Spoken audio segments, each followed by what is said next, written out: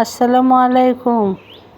আজ আমি যে ভিডিওটা নিয়ে আসছি, দেশের উন্নয়নও মানুষের দুর্ভোগের কারণ হয়ে দাঁড়ায়।